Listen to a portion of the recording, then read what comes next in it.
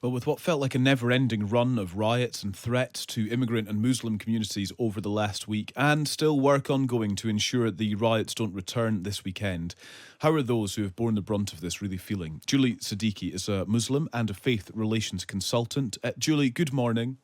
Morning. Thank you so much for speaking to us.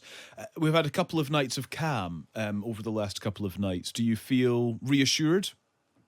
Yeah, look, I think people do feel somewhat reassured, but I think the events of the last week or so have really been very, very frightening, really triggered, I think, as we were hearing just now about the kind of racism on the streets of the 70s and 80s. I think a lot of people have been triggered by that, wondering how on earth we're in this place again, thinking it would never happen again.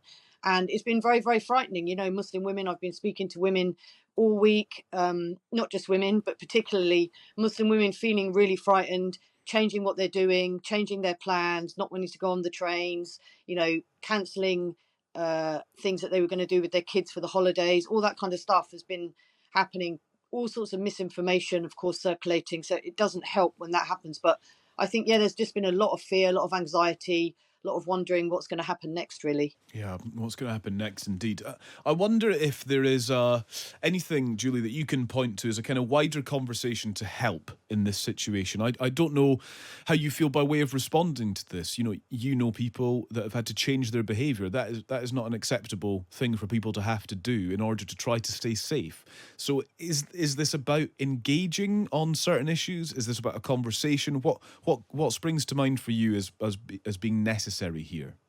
Yeah, look, do you know what? I mean, the outpouring on Wednesday evening was very heartening and moving in many ways, I think. And all of the sort of individual acts of solidarity, whether it be cards and flowers at mosques, messages, hundreds of messages that people like me and so many of us have been receiving, the kind of coming together. That's our country, actually. That's kind of like Team GB, not what we saw, people smashing shops and creating that fear and anxiety. That's not what it's about. So I think we just need to keep doing more of that. The people that did that, they are the minority. We have to keep on remembering that. There's far more good people in our country than bad, and I think we have to just keep on with that work, creating more kinder, more connected communities, remembering we've got more in common. Those things are really, really important right now. So some of the work that I'm doing is, yes, reassuring and listening to people who are feeling scared and frightened, but also saying to people, don't let this stop us from living as good citizens that we are in our country. This is all of our country. We have to build it. We have to grow it. We have to do all of those things and not allow this to frighten us into, retreating backwards, because that's what extremists and thugs and racists, that's what they want us to do. And we're not going to do that. One of the thoughts that's kind of circulating now as maybe the conversation broadens in the aftermath of these riots is around whether people's perception of immigration particularly is accurate, that actually there are positives of immigration that need some attention and need some focus and frankly need some publicity and some PR. Would you agree with that? Would you encourage the government to take a more positive line on these sorts of issues? Yeah, of course. I mean, look, if anyone needs reminding, we are a country that's been built on immigration. Our diversity in all its beauty, all its glory, and sometimes all its messiness is because of our diversity, and that includes people from all over the world. We are such a diverse, beautiful country in that sense, so much better for our diversity. We have to acknowledge that people sometimes then feel frightened or threatened by that for whatever reason. And some of that is peddled, frankly, by people who are in positions of power who should know better. We've heard the rhetoric since 2016 and even before that.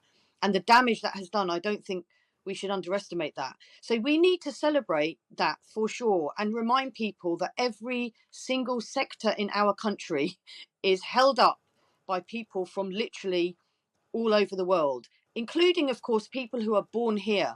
2, 3, 4 generations of people from other countries around the world, born and brought up here, don't know any different apart from Britain. And so we have to, of course, celebrate that.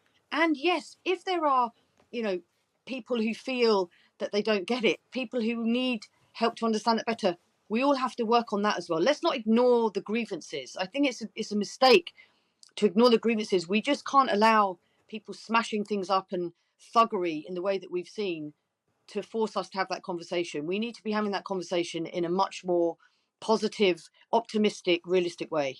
And Julie, I don't want to sort of speak for you, but I imagine you would apply that same sort of thinking to all faith groups, to all religions, to all who have perhaps felt threatened or at the sharp end of hatred and violence over the course of however long. Of course. Yeah. And look, I've worked with people of all faiths. I've worked particularly closely with the Jewish community for the last 10 years or so. I understand how fearful they often feel, including right now, of course. And so I get it.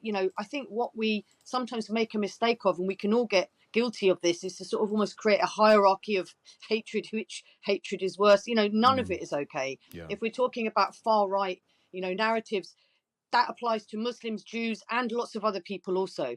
We've got a day-to-day of solidarity events happening in mosques around the country.